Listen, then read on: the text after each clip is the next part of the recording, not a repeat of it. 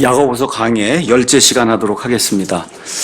야고보서는 이제 전체적으로 5장으로 구성이 되어 있습니다. 이렇게 야고보서를 읽어보니까 어떻게 교회 안에 이런 일이 있을 수 있을까 하는 그러한 범죄 아니면 죄악 이런 것들이 이제 많이 나열이 되어 있어요. 4장 1절 가서 보니까 너희 가운데서 전쟁과 싸움이 어디로부터 나냐. 또 4절 가서 보니까 4장에 너희 간음하는 남자들과 간음하는 여자들아. 그렇잖아요. 무서운 말씀이 그렇게 써 있어요. 11절에 형제들아 서로 비방하지 말라. 이게 지금 다 믿는 사람들에게 주는 하나님의 말씀이거든요. 그러니까 교회 안에 영혼의 자유를 가진 이런 사람들이 이제 모이게 될 때 이것이 성령님 안에서 제대로 이렇게 컨트롤이 되지 않으면 그러면 여러 가지 문제가 생길 수 있는 데가 바로 교회다. 성경이 우리에게 그렇게 이야기를 해주고 있어요. 여기 지금 5장을 가서 보면 5장 1절에 자 이제 너희 부자들아 너희에게 임할 너희의 비참한 일들로 인하여 슬피 울며 울부짖으라. 이렇게 이야기가 나오면서 부자 이야기가 나옵니다.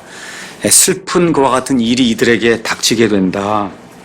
이런 이야기를 하면서 이 야고보의 이 서신을 받은 이 수신자들 가운데 하나님의 그 심판을 받을 그런 부자들도 있었구나. 그러니까 교회 안에 여러 종류의 이런 죄악이 낱낱이 지금 야고보서를 통해서 지금 드러나고 있어요. 그래서 이런 것들을 저와 여러분이 읽으면서 야고보서는 신약 성경의 잠언과 같다 그렇게 이야기를 했으니까 저와 여러분이 지혜로운 그런 성도가 되기 위해서는 하나님께서 2000년 전에 이 말씀을 주셨을 때 그 교회 상황과 지금의 상황이 별반 다르지 않다. 우리에게도 이런 일이 생길 수 있다. 지금 부자에 대한 그런 경고가 나오는데 지금 이 시간에도 예수님을 믿는 그런 성도들 가운데 부자가 있을 수 있거든요. 근데 그 부자가 잘못된 방법으로 돈을 모으고 또 잘못된 방법으로 돈을 축적하게 되면 그런 문제가 생길 수 있다. 이런 실제적인 그런 문제를 우리에게 이제 이야기해 주고 있습니다. 그래서 야고보서 5장에는 재물, 그 다음에 예수님의 그 재림에 관한 한 인내해야 된다는 거, 그 다음에 이 땅에 사는 동안 저와 여러분이 육신을 입었기 때문에 어쩔 수 없이 병에 걸리는 그런 경우가 있다는 거예요. 이럴 땐 어떻게 기도해야 되느냐. 이런 그 3가지 중요한 그 주제가 야고보서 5장에 지금 나와 있습니다. 그래서 오늘은 시간이 되는 대로 야고보서 5장 1절에서 6절 재물 문제, 그 다음에 7절에서 12절 재림과 그 인내 문제에 대해서 살펴보고 다음 주에 야고보서 강의 이제 마지막 11째 이제 시간 하면서 야고보가 이야기하는 기도 문제에 대해서 우리가 생각을 해보도록 그렇게 하겠습니다. 자, 여기 지금 1절 제가 읽었는데 보니까 야고보의 이 서신을 받는 수신자들 중에는 분명히 부자가 있었어요. 그렇죠? 너희 부자들아 그렇게 얘기하니까 지금 너희는 구원받은 지금 성도잖아요. 그렇죠? 그 구원받은 성도들 중에 부자들이 있었다. 근데 지금 야고보가 이렇게 책망하는 것과 같은 그 서신을 지금 쓴 거예요. 왜 그러냐 하면 이들이 재물을 모으긴 모았는데 하나님이 원하시는 대로 공의롭게 모으지 못했다는 겁니다.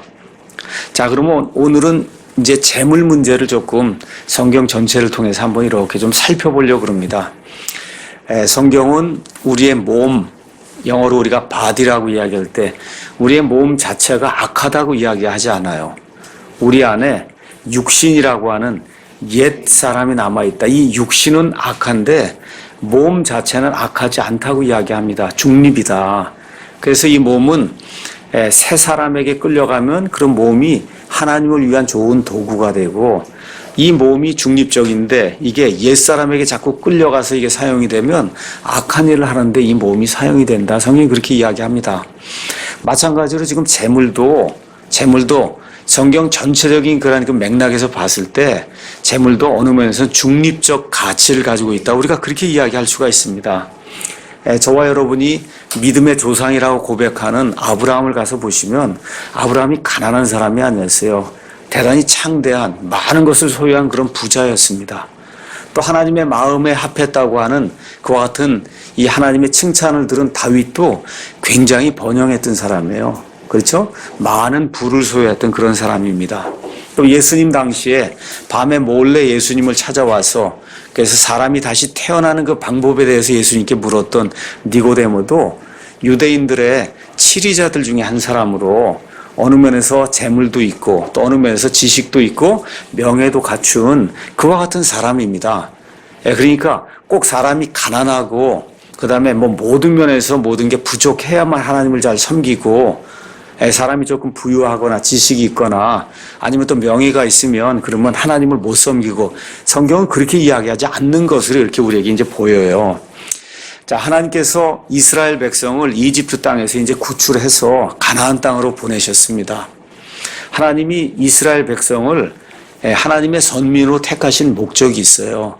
이 세상에 많은 민족들이 있는데 특별히 아브라함의 씨로서 이 땅에 존재하는 그 이스라엘 백성을 하나님의 선민으로 삼아서 하나님을 제대로 섬기는 이 민족을 다른 나라 옆에 있는 민족들이 이렇게 바라볼 때, 야, 정말 이 민족이 섬기는 이 신이야말로 진짜 창조주 하나님이구나. 이런 것을 주변에 있는 사람들이 이 이스라엘 보면서 스스로 고백할 수 있도록 그렇게 하기 위해서 하나님이 이스라엘 백성을 선택했다. 그렇게 이제 이야기합니다. 자, 이런 가운데 하나님께서 이집트에서 이스라엘 백성을 가나안 땅을 이렇게 보내시잖아요. 그 보내시면서 하나님이 신신당부하는 그런 내용이 한 가지가 있습니다. 뭐 여러 가지가 있지만 그 중에 하나 이 돈과 관련돼서 하나님이 이스라엘 백성에게 특히 모세를 통해서 신신당부하는 게 하나가 있어요. 그것은 뭐냐? 이 가나안 땅에 들어간다 그래서 다 부자가 되는 게 아니다. 가나안 땅에는 부자도 있고 가난한 사람도 있다. 그리고 앞으로 계속해서 이스라엘 백성이 사는 가운데 가난한 사람은 계속해서 생겨난다는 거예요. 그러니까 가나안 땅 소위 얘기하는 가나안 복지라고 하는데 들어간다 그래서 모든 사람이 다 100% 부자가 되는 게 아니다. 이 안에 가난한 사람도 있고 어려움을 당하는 그런 사람들이 있는데 나는 이 백성을 불쌍히 여기고 긍휼히 여기는 그런 하나님이기 때문에 나의 공의를 집행하기 위해서는 반드시 가난한 사람들을 불쌍히 여기라고 하나님 말씀해 주세요. 그러니까 이삭을 이렇게 모을 때도 가난한 사람들을 위해서 가면서 조금씩 이삭도 남겨놓고 또 예를 들어 안식년 같은 그런 규례를 주시면서 안식년에는 절대 경작하지 마라. 그렇죠? 가난한 사람들, 과부들 이런 사람들이 7년마다 한 번씩 저절로 땅에서 생기는 것을 먹고 그리고 생계를 유지할 수 있도록 하나님 이와 같이 긍휼을 베푸시는 그런 내용이 성경에 이제 많이 나와 있습니다. 그래서 구약 성경을 가서 보시면 하나님께서 이 가난한 사람들을 배려하기 위해서 여러 가지 규례를 아주 자세하게 기록해 놓은 그런 사실을 저와 여러분이 성경을 통해서 이제 알 수가 있습니다. 우리 한번 아모스 한번 가서 보겠습니다. 아모스 5장 24절 거기 가서 보니까 하나님께서 이 아모스라고 하는 그 대언자는 여러분이 아시는 것처럼 거의 이 말기에 이와 같은 포로 생활 되기 바로 전에 말기에 이와 같은 그 대언자인데 이 사람들이 바빌론 포로 생활하고 아시리아의 포로가 되고 하는 그 일이 왜 생겼냐? 하나님의 공의와 정의를 집행하지 않았기 때문이다. 그 이야기를 하면서 거기 가서 보니까 뭐라고 이야기하느냐? 24절에 오직 판단의 공의를 물같이 의를 힘찬 시내같이 흐르게 할지어다. 그러니까 이스라엘 백성, 유다 백성의 가장 본질적인 그런 문제가 뭐냐 하면 하나님의 공의를 실현하지 않았다는 거예요. 하나님의 공의. 그래서 저와 여러분이 잘 외우는 미가서 말씀 한번 가서 보겠습니다. 미가서 6장 6절에서 8절 가서 보시면 하나님이 무엇을 원하시는가 하는 내용이 그 안에 이제 자세히 기록되어 있습니다. 미가서 6장 6절 내가 무엇을 가지고 주 앞에 가며 높으신 하나님 앞에서 절을 할까? 내가 번제 헌물과 일련된 송아지를 가지고 그분 앞에 갈까? 주께서 수천의 순양이나 수만의 강물 같은 기름을 기뻐하실까? 내가 내 범법으로 인하여 내 마다들을 내 혼의 죄로 인하여 내 몸의 열매를 드릴까? 8절 다 같이 읽겠습니다. 오 사람아 그분께서 무엇이 선한 것인지 내게 보이셨나니 주께서 내게 요구하시는 것은 오직 의롭게 행하고 긍휼을 사랑하며 겸손하게 내 하나님과 함께 걷는 것이 아니냐. 그래서 지금 이거 미가 대언자도 이사야 시대에 살았던 하나님의 대언자거든요. 하나님께서 미가를 통해서 주신 그 말씀도 뭐 희생물 갖다 바치고 뭐 하려고 자꾸 노력하지 말고 의롭게 살라는 거예요. 의롭게 살고 긍휼을 사랑해라. 그게 뭐야? 남을 불쌍히 여기는 것을 좋아하고 그 일을 실천해야 된다는 거예요. 이렇게 하는 것이 하나님과 함께 겸손히 걷는 거다.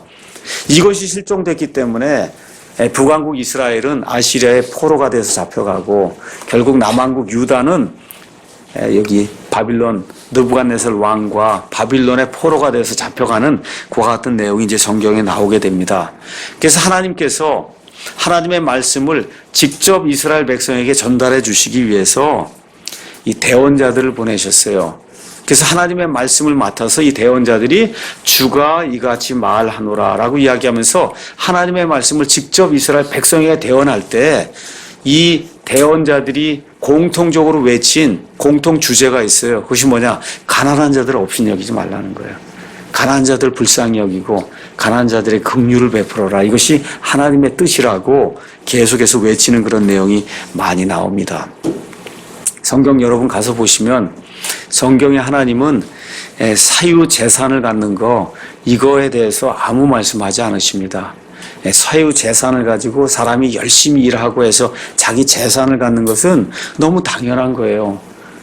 어떤 사람이 벌어놓은 것을 전체가 공동으로 나누는 이런 공산주의 이런 것은 성경이 말하지 않습니다. 성경의 하나님은 영혼의 자유와 더불어 그 사람이 열심히 일해서 자기 소유를 자기의 것을 만드는 이와 같은 그 경제 법칙을 하나님이 존중하세요. 근데 문제는 어떻게 그 재물을 얻고 그 재물을 어떻게 쓰느냐가 문제라고 성경이 이야기하고 있습니다. 성경이. 그런데 재물 자체는 많은 경우 중립적으로 성경이 이렇게 보이는데 저와 여러분이 성경을 통해서 패망한 그런 사람들의 이야기를 가서 보면 많은 경우 재물이 많거나 지식이 많거나 아니면 명예가 많거나 이렇게 되면 쓰러질 가능성이 그렇지 않은 사람보다 훨씬 많다고 성경이 우리에게 이야기해요. 그러니까 가능성이 크다는 겁니다. 가능성이. 그 대표적인 사례가 솔로몬이에요. 대표적인 사례가 솔로몬.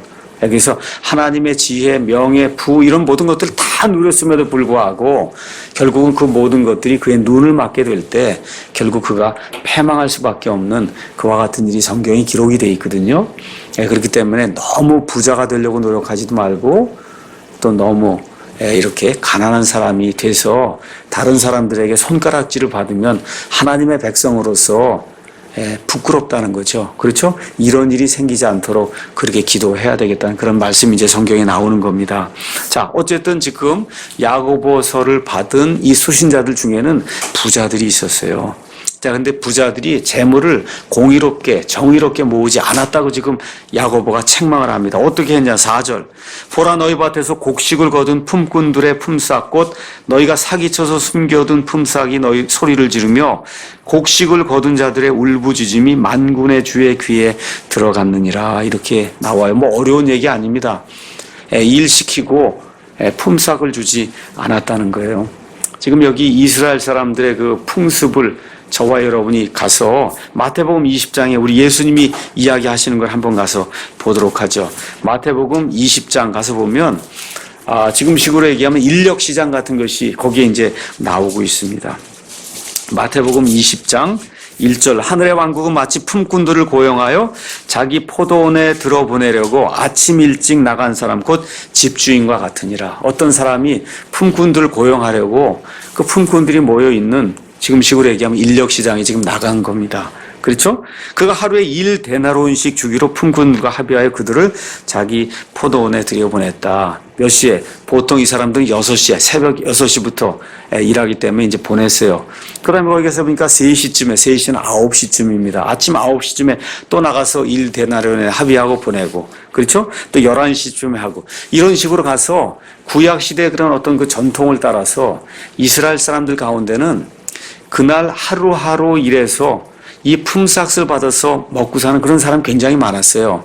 그래서 품삯을 이렇게 이 고용한 사람하고 합의를 하면 그러면 끝나면 바로 그걸 줘야 된단 말이에요. 그래서 지금 여기도 마태복음 20장에도 가서 보면 그래서 12시간이고 뭐 시간이 다 끝난 다음에 저녁 6시가 되니까 이 집주인이 한 사람 한 사람 1데나리온씩 이렇게 계산해서 주는 그런 내용이 여기 마태복음에도 이제 기록이 되어 있습니다. 그러니까 이 고용된 품꾼의 입장에서는 하루하루의 품삯이 곧 그 사람의 생명과 같은 거예요.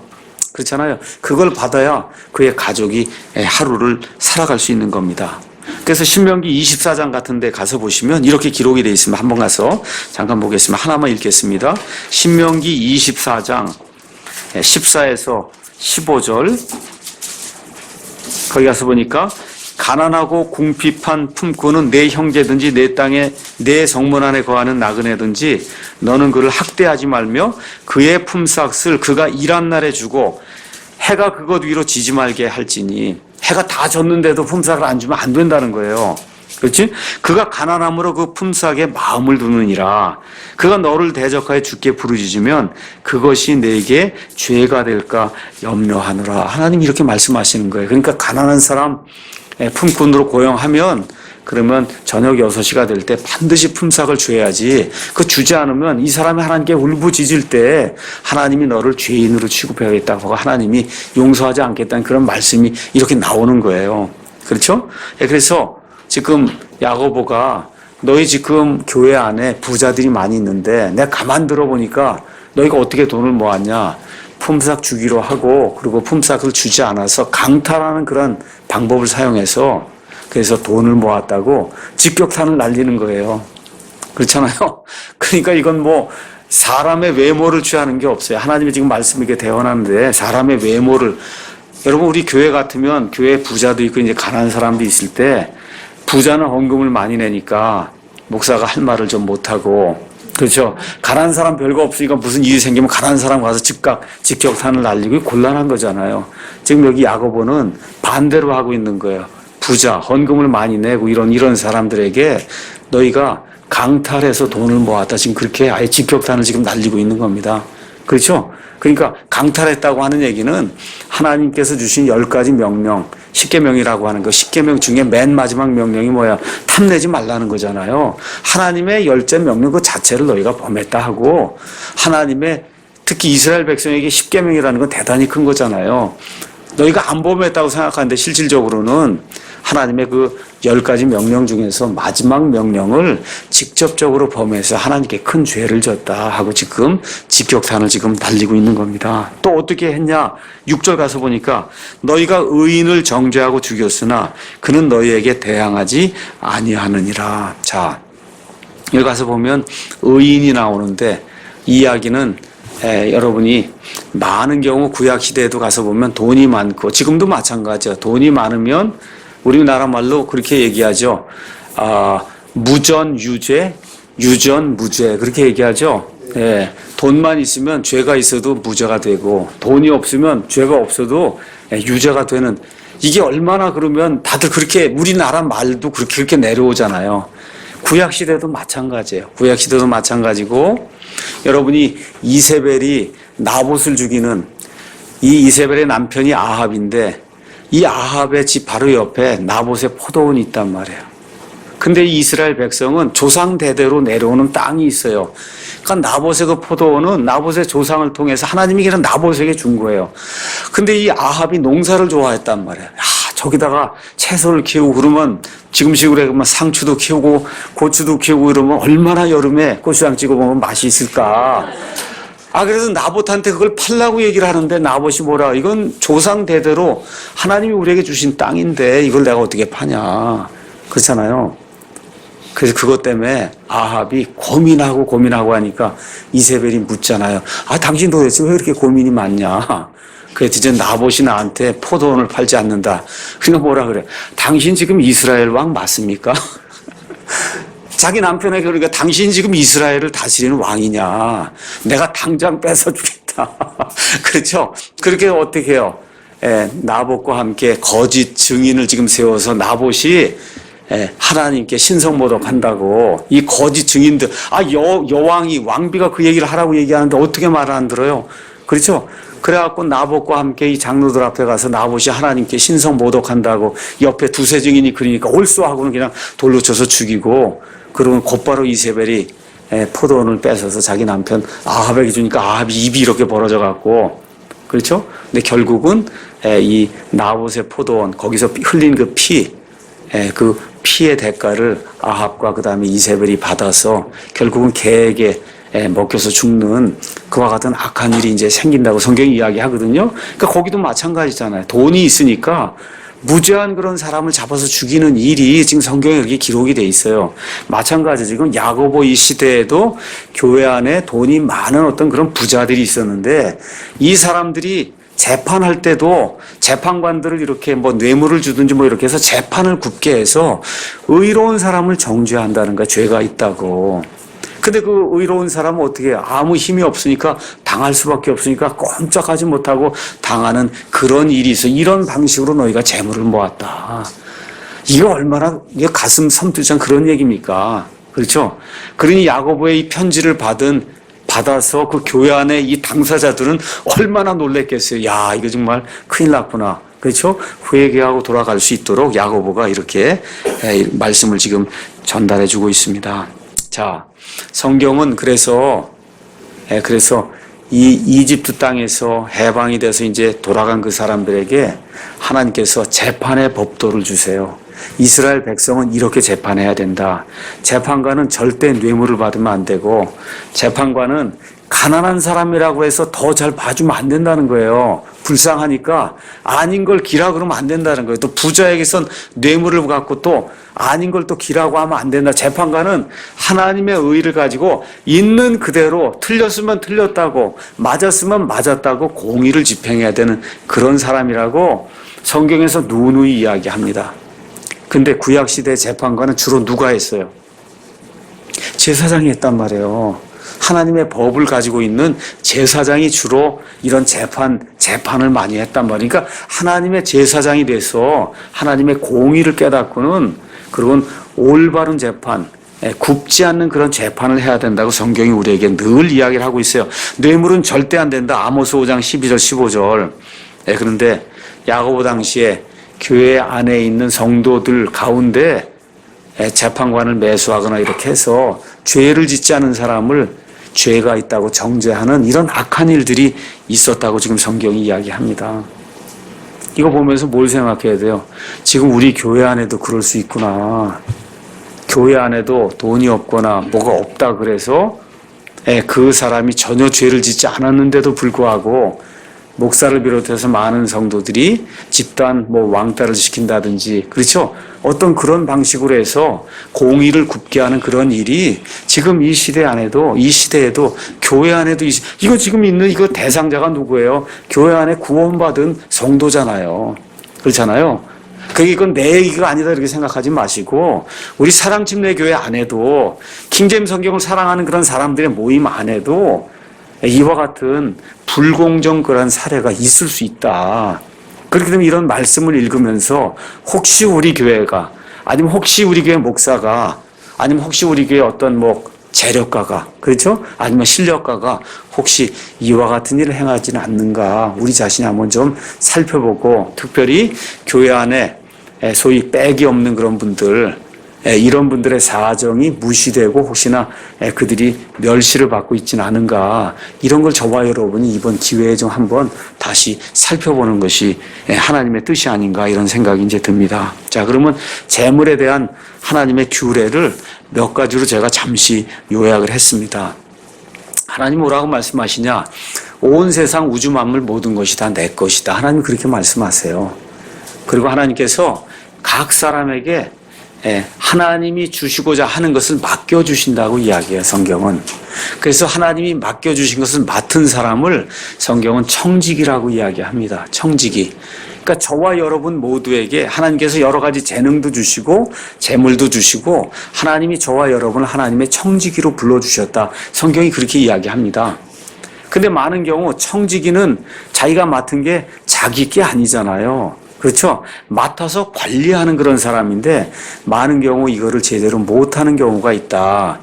어때요? 하나는 자기 거라고 생각하고 마음대로 하는 그런 사례가 있고 내 게 아니니까 마음대로 해야 되겠다 이렇게 오용하는 그런 케이스도 생길 수 있다는 거예요. 그래서 고린도전서 4장 가서 보니까 사람이 마땅히 우리를 하나님의 신비를 맡은 청지기로 여길지어다. 이 말씀과 함께 청지기들에게 요구되는 것은 그 사람이 신실한 사람으로 드러나는 거다. 신실은 이걸 풀어 쓰면 믿음직하다는 뜻이에요. 믿음직하다. 그러니까 하나님이 이건 무엇을 맡겼을 때 이 일이 하나님 보시기에 믿음직한 그런 일이 돼야 된다고 성경이 우리에게 하고 있습니다. 자, 그래서 하나님께서 우리에게 이와 같은 그 청지기직을 주시면서 한 가지 확실하게 우리에게 보장해 주신 것이 있습니다. 그것은 뭐냐? 먹고 입고, 그렇죠? 의식주. 먹고 입고 마시는 이런 문제는 하늘 아버지께서 책임져 주시겠다고 마태복음 6장에서 33절에서 우리에게 이야기해 주세요. 그래서 오직 너희는 첫째로 하나님의 왕국과 그분의 의를 구해라. 그리하면 이 모든 것, 의식주의 모든 필요한 것은 하나님께서 너에게 더해 주시겠다고 우리 모두에게 약속해 주셨어요. 이것이 성경 전체를 관통하는 하나님의 그 재물관이다. 이렇게 이제 생각하면 좋을 것 같습니다. 자, 그렇게 돼서 이제 부자들이 돈을 많이 모았는데 부자들에게 문제가 있다고 지금 야고보가 이야기하고 있습니다. 부자들의 문제는 뭐냐? 가서 보니까 3절에 너희의 금과 은은 부식세였으니 그것들의 녹이 너희를 대적하는 증인이 되고 불같이 너희 살을 먹으리라. 지금 잘 되는 것 같은데 사실은 조금 있으면 이 재물 때문에 너희가 멸망을 한다 하고 지금 경고를 주는 거예요. 경고를. 그 다음에 또 뭐라고 돼 있어요? 너희가 마지막 날들을 위해 재물을 함께 모아 쌓았다. 그러니까 지금 살을 먹는 재물이 그들의 살을 먹는 건 지금 현 세상에서 이루어질 일이고 마지막 날들의 심판까지도 너희가 지금 쌓아놓고 있다고 지금 야고보가 이야기하고 있는 겁니다. 그렇죠? 그래서 부자들의 가장 큰 문제는 재물을 자기를 위해서 쌓아두었다는 거예요. 재물을 바르게 사용하지 않고 쌓아두었다는 겁니다. 또 5절 가서 보니까 너희가 땅에서 쾌락 가운데 살며 방탕함에 빠져 살육하는 날에서와 같이 너희 마음을 살찌게 하였다. 살육한다는 얘기는 아주 간단해요. 여러분, 저는 가보지 않았지만 인천에도 도살장이 많아요. 그렇죠? 그 도살장에 소가 끌려가는 그 날이 살육하는 날이에요. 그 살육하는 날 그냥 살을 이렇게 찌워갖고 가요. 죽이려고 그렇게 찌우는 거예요. 다른 거 아니에요. 예뻐서 소 한번 많이 주는 게 아니라 많이 먹고 살을 찌게 해야 그래야 고기가 많이 생기기 때문에 지금 여기 부자들에게 너희가 지금 잘 먹고 사치하고 방탕하고 지금 이러는데 왜 그러냐. 결국 하나님이 죽이시려고 그러는 거다. 지금 그렇게 경고를 지금 하고 있는 겁니다. 자, 성경 전체를 가서 보면 하나님이 어떤 사람은 부유하게 만들어주세요. 아브라함과 같이, 다윗과 같이 부유하게 만들어주세요. 근데 저와 여러분이 기억해야 될 것은 그 부유함이 사치를 의미하는 건 아니라는 거예요. 성경 어디를 봐도 아브라함이 사치했다든가 아니면 다윗이 사치했다든가 이런 모습이 보이지 않아요. 요셉과 같은 그런 사람도 나중에 총리가 됐습니다. 성경 어디를 봐도 사치했다는 이야기가 나오잖아요. 제가 말씀드리는 건 총독이 되고 왕이 되고 하면 거기에 상응하는 대접은 받아요. 그건 권력을 갖고 있고 명예가 있기 때문에 그 대통령인데 남루하게 이렇게 입고 있을 수는 없는 거 아니에요.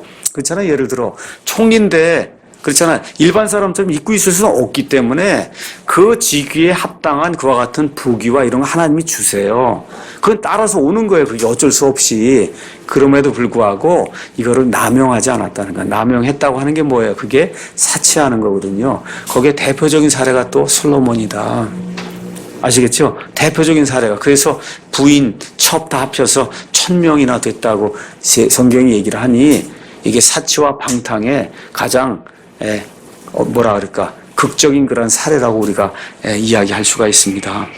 누가복음 12장 가서 보면 이렇게 사치와 방탕에 빠져있던 한 부자에 대한 비유가 누가복음 12장에 이제 나옵니다. 12장 15절. 예수님께서 그들에게 이르시되 탐욕을 주의하고 조심하라. 사람의 생명이 그의 풍부한 소유물에 있지 아니하니라 하시니라. 또 그분께서 그들에게 비유를 말씀하여 이르시되 어떤 부자의 땅이 풍성하게 열매를 내매 그가 속으로 생각하여 이르되 내 열매를 쌓아둘 곳이 내게 없으니 어찌할까 하고 또 이르되 내가 이렇게 하리라. 내가 내 곳간을 헐고 더 크게 지어 거기에 내 모든 열매와 물건을 쌓아두고 또 내 혼에게 말하기를 혼아 내가 여러 해 동안 쓸 많은 물건을 쌓아두었으니 편안히 쉬고 먹고 마시고 즐거워하라 하리라 하였느니라. 그러나 하나님께서 그에게 이르시되 너 어리석은 자여 이 밤에 내게서 내 혼을 요구하리니 그러면 내가 예비한 그것들이 누구의 것이 되겠느냐 하셨으니 마지막 하나 읽겠습니다. 자기를 위하여 보물을 쌓아두고 하나님께 대하여 부요하지 못한 자는 이와 같으니라 하시니라. 자기를 위해 보물을 쌓아두고 하나님께 대해 인색한 게 바로 사치하는 사람의 이런 특징이거든요. 여러분이 이런 거 읽으시면서 여기 가서 보니까 거기 18절에 내가 내 곳간을 헐고 더 크게 짓고 해서 잔뜩 쌓아둬야 되겠다. 이런 거 보면서 요새 교회들 이렇게 생각나지 않으세요? 그렇죠? 네. 교회들도 이런 교회가 엄청나게 많아요. 엄청나게 많습니다. 이 교회가 이게 운영이 되려면 기본 경비가 있어야 돼요. 그건 맞습니다. 그런데 우리가 이제 오버헤드라는 게 있어요. 우리가 뭐 연구를 한다든지 뭐 이렇게 하면은 그러면 누가 돈을 따오잖아요. 그럼 돈을 따오면 그 기관을 유지하기 위해서 돈 따오지 않은 사장도 거기서 월급을 떼어가고 부장도 월급, 뭐 다 돈을 떼어가고 이게 오버헤드예요. 머리 위에 있는 비용이에요. 이 오버헤드가 많아지면 그러면 문제가 생기는 거예요. 그러니까 이 교회도 쓸데없이 나가는 그 비용이 오버헤드거든요. 그렇죠? 이런 비용이 많아지면 문제가 생기는 거다. 네. 그게 작도록 노력을 해야 돼요. 그러니까 실비용으로 교회 거의 대부분의 이 헌금이 실비용으로 다 쓰여야지 그 안에 뭐 쓸데없이 많은 인력을 두고 뭘 하고 해갖고 여기 오버헤드가 많아지게 되면 그러면 이렇게 문제가 생기는 거예요. 뭐 예를 들어 어떤 교회가 2,500억을 주고 지금 예배당을 줬다. 그거 갚으려면 그렇죠. 이자를 내려면 얼마인가 한번 생각을 해요. 그게 다 오버헤드예요, 이게. 그렇지 않습니까? 그러면 그 2,500억 그 지은 것만큼 이 사회와 이 민족을 위해서 하는 일이 뭔가 한번 보세요. 그분의 그 구원 설교나 뭘 통해서 사람이 얼마나 변화가 되고 있고 이런 걸 한번 보세요. 그거 하나도 없으면 다 오버헤드예요. 쓸데없는 비용으로 교회 예배당 크게 짓고 자기 왕국 건설하는 그런 일이다. 제가 옛날에 그런 생각을 한번 해본 적이 있어요. 뭐 어느 교회라고 이야기하지 않지만 무슨 누리교회 뭐 이렇게 가서 보면 뭐 그냥 지교회 뭐 이렇게 해갖고 교회가 굉장히 많아요. 다 프랜차이즈 하느라고 교회가 엄청나게 많거든요. 그 교회에서 다 지성전 뭐 해갖고 거기서 다 돈을 끌어들이면 그 돈이 얼마나 많겠어 1년에. 그렇잖아요. 한번 그 돈을 가지고 정말 뭐 CCTV든 아니면 뭐 CTS든 뭐 이런 데서 정말 구원 설교와 아니면 정말 무슨 공영방송이든 아니면 지금 종편 무슨 방송이든 돈을 주고 사람들이 많이 볼 수 있는 그런 시간대 정말 하나님의 말씀을 한번 좀 우리 민족 모든 사람들이 좀 들을 수 있도록 정말 좀 그렇게라도 한번 해보려고 여러분 본 적이 있으세요? 네. 돈이 들어오면 그렇게 할 수 있어야 되잖아요. 충분히 할 수 있고도 남는데도 안 하잖아요.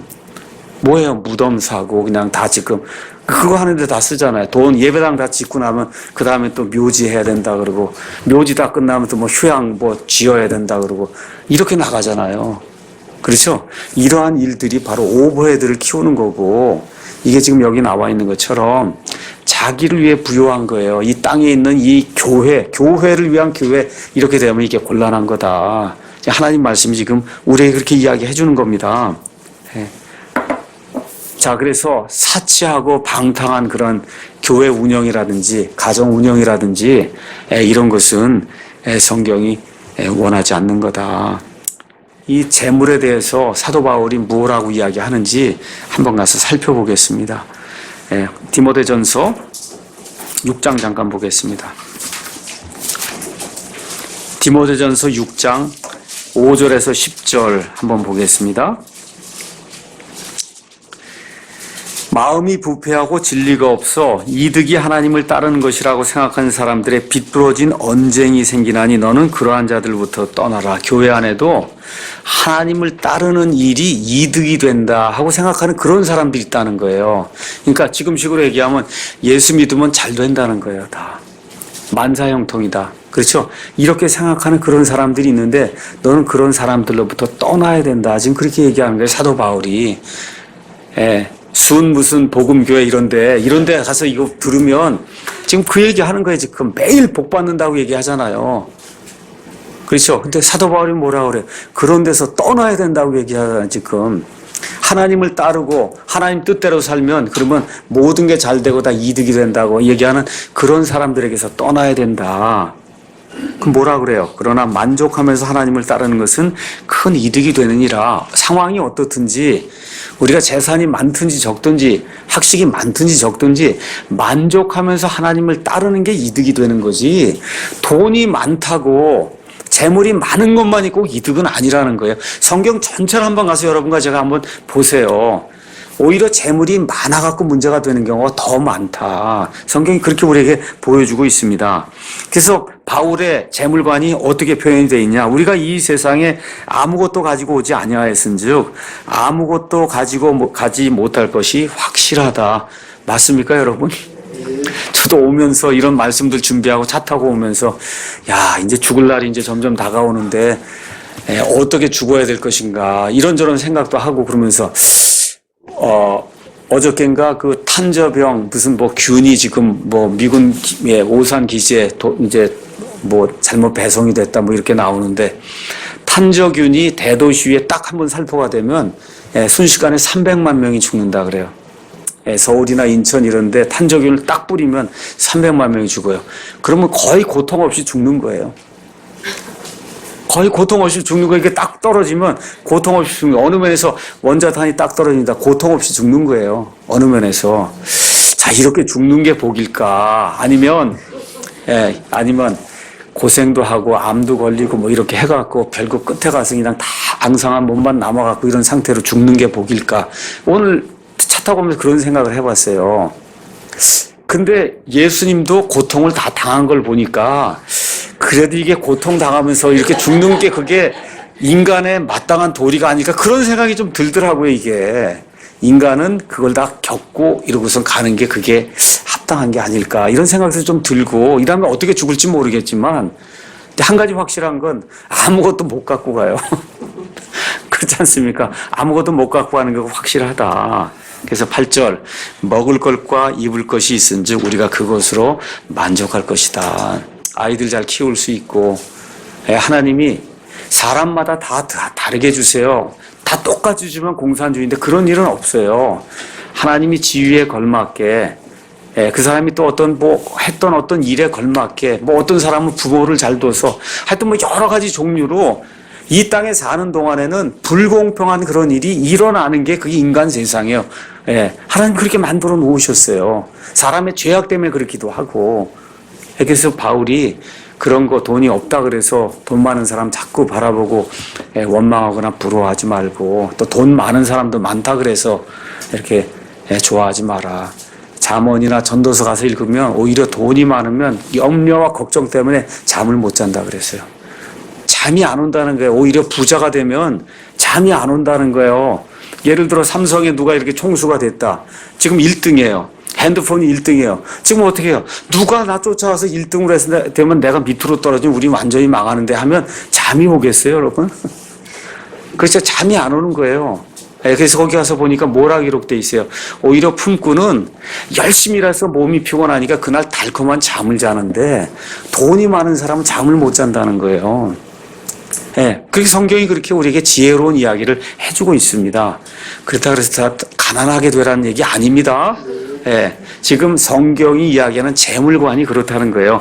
먹을 것과 입을 것이 있은즉 지금 우리가 처한 그런 형편에서 만족하는 그것이 하나님께서 우리에게 주신 것 같은 복이다. 9절 그러나 부유하게 되고자 하는 자들은, 지금 하나님이 이렇게 주셨는데도 불구하고 자기의 어떠한 그 분수를 넘어서서 분수를 넘어서서 자꾸 내가 좀 부자가 돼야 되겠다고 골똘히 생각하고 그것 때문에 헌금 내고 그것 때문에 교회 가고 그것 때문에 교회 일 열심히 하고 하는 사람이 많잖아요. 우리 한국 교회에 번영신학에 거기에 빠져갖고 그렇게 하는 사람들은 파멸과 멸망에 빠지게 하는 시험과 올무와 여러 가지 어리석고 해로운 욕심에 떨어진다는 거예요.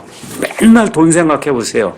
돈 하면 결국은 돈의 유혹이 오고 돈의 시험이 오고 돈의 올무가 와서 거기에 떨어진다고 바울이 우리에게 이야기해주고 있는 겁니다. 그래서 10절에 돈을 사랑함이 모든 악의 뿌리이니 돈 자체가 나쁜 것이 아니고 어느 면에서 돈이 많으면 잘못될 가능성이 큰 거 사실이에요.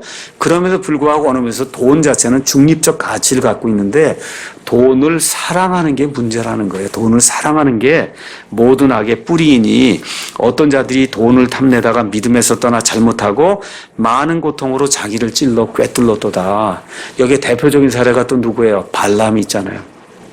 발람. 그렇죠? 이스라엘 백성이 이집트를 떠나서 드디어 이제 열심히 40년 동안 하다가 드디어 이제 요르단을 건너서 그래서 가나안 땅에 들어가려고 하는데 누가 나타나? 이게 발람이 나타났단 말이에요. 왜 나타났어요? 그 옆에 발락, 모압 족속 거기에 발락이라는 그 왕이 보니까 지금 이 이스라엘 백성이 올라오는데 무서워서 안 되겠어요. 그래서 돈을 주고 누구를 고용해 와요. 여기 발람이라는 이 대원자를 고용해 오잖아요. 발람이 하나님을 아는 사람이에요. 그럼에도 불구하고 돈 때문에 어떻게 하려고 그래요?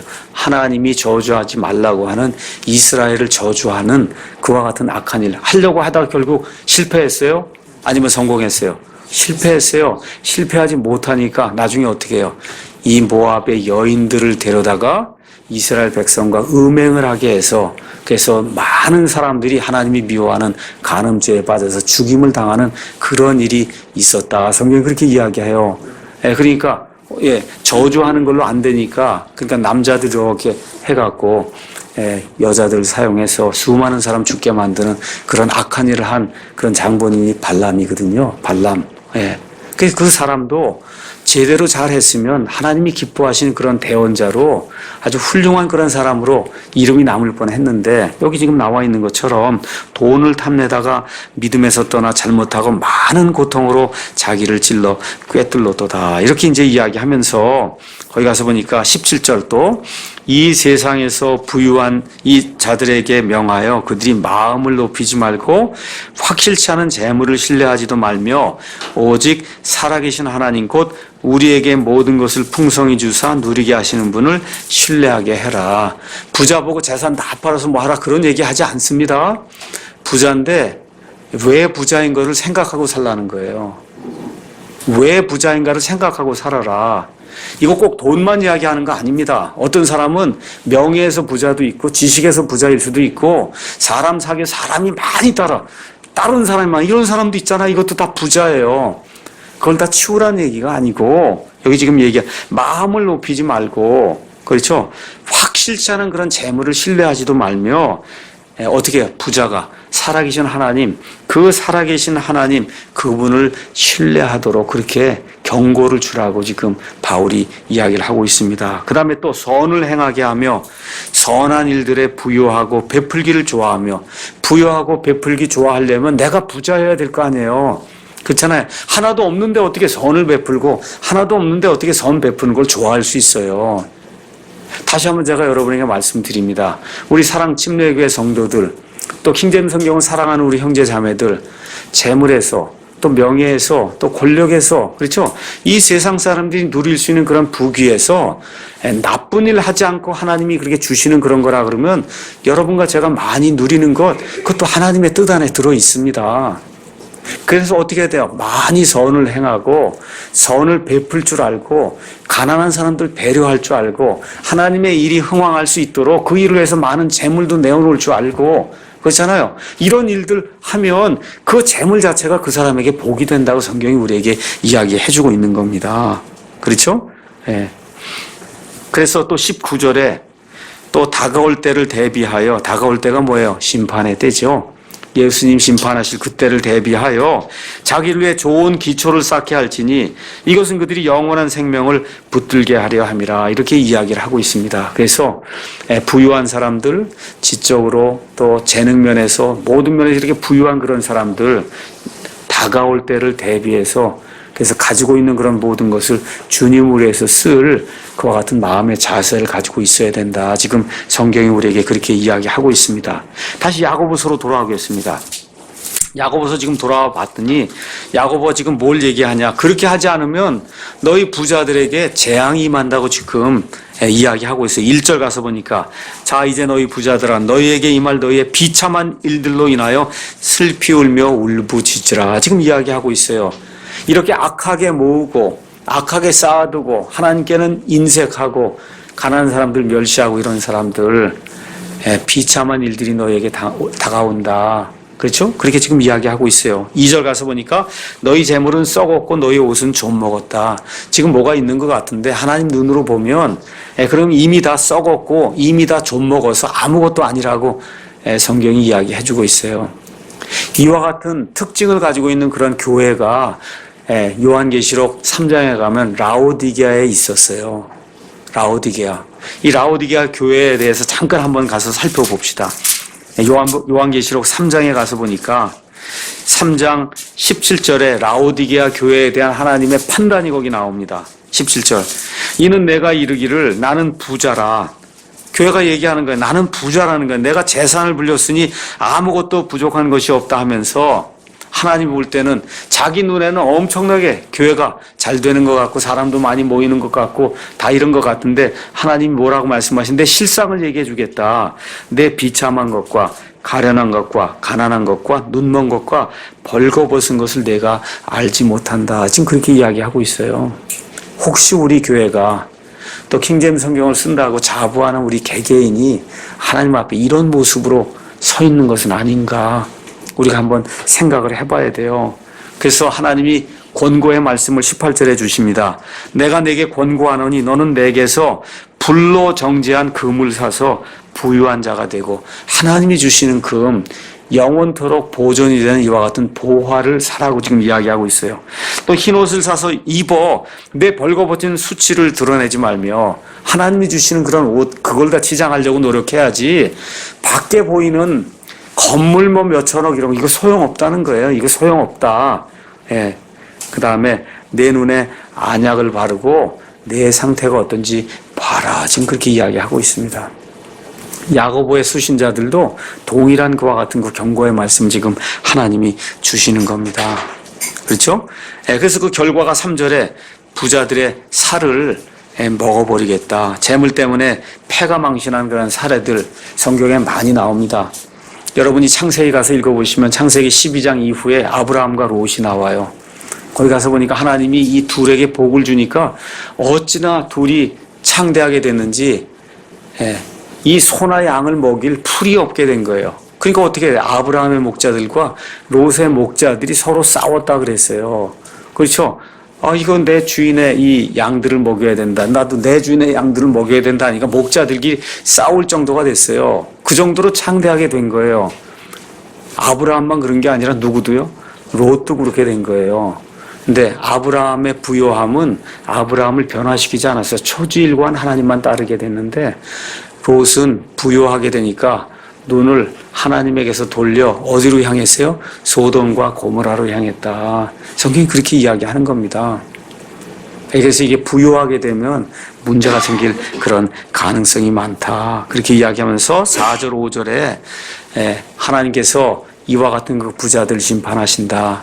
그 심판하실 때 이 하나님의 심판석에 증인이 등장한다는 거예요. 누가 등장해요? 품꾼들이 증인으로 등장을 한다.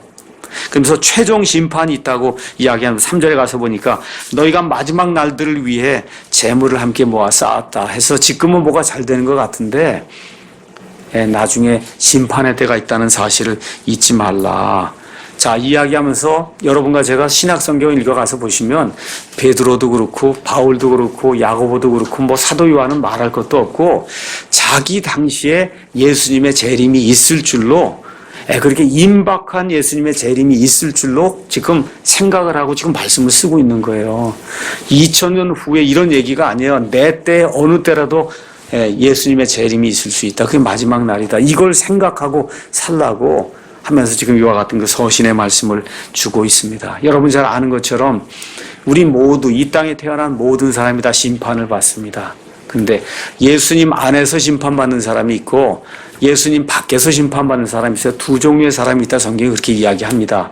그래서 예수님 안에서 심판받는 사람들은 누구라 그랬어요? 거기 가서 보니까 예수님 공중 강림하실 때 그때 예수님 안에서 죽은 자들 부활하고 예수님 안에서 살아남아있는 사람들 다 휴거가 돼서 올라가고 그렇죠? 그래서 그리스도의 혼인 만찬을 이제 한 이후에 예수님이 7년 환란기 끝나고 이 땅에 내려오시게 될 때 그때 구약 성도들 부활하고 또 누가 있어요? 환란기 성도들도 부활하고 이렇게 되면서 그게 예수님부터 시작해서 첫째 부활을 이룬다. 그래서 믿는 사람도 다 예수 그리스도 앞에서 심판을 받는다고 성경이 이야기합니다. 자, 구원받지 못한 사람, 예수님 밖에서 죽은 사람들은 천년왕국이 시작되고 나서 천년이 끝나는 그 시점에 거기 가서 보면 하늘에 크고 흰 왕좌 앞에서 심판이 열리게 될 때 그때 바다와 지옥이 예수님 밖에서 죽은 자들을 다 내어놓는다 그랬어요. 그래서 이 사람들이 부활하고 그리고 어떻게 돼요? 마귀와 그의 천사들과 함께 영원 무궁토록 하나님의 임재를 떠나 불호수에 들어가는 그런 심판이 있다.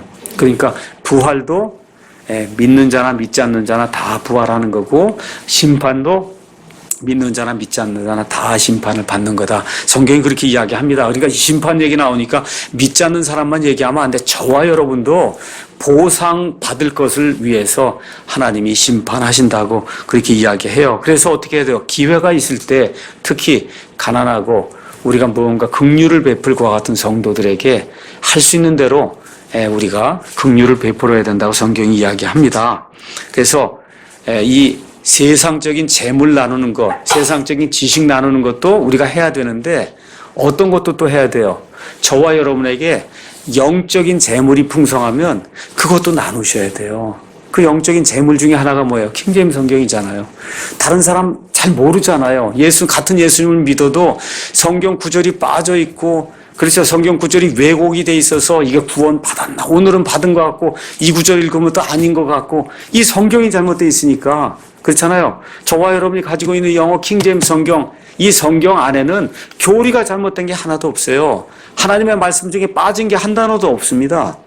이 모든 걸 가지고 있으니 우리가 이런 면에서 하나님의 말씀에 부요한 사람들 맞습니까? 어떻게 해야 돼요? 그걸 알지 못하는 사람들에게 우리의 부요함을 나눠줘야 된단 말이에요. 그 일을 하기 위해서 우리 교회가 최선을 다해 미디어 선교 지금 하고 있는 거예요. 지금 이 시대에 가장 적합한 그와 같은 선교 모델이다 이렇게 생각을 하고 우리가 CD도 만들고 소책자도 만들고 유튜브도 해서 올리고 그렇죠? 외국에 있는 여러 그 형제 자매들까지 다 포함해서 하나님의 말씀이 어떻게 하든지 세상 끝까지 전달이 돼서 그래서 우리가 가지고 있는 영적인 보화를 이걸 알지 못하는 구원 받았어도 알지 못하는 사람이 많은데 이들에게 나눠주는 그 일도 우리가 해야 된다. 뭘 대비해서? 하나님의 심판의 날을 대비해서 이렇게 이해를 하시면 좋을 것 같습니다. 오늘 여기까지 하도록 하겠습니다.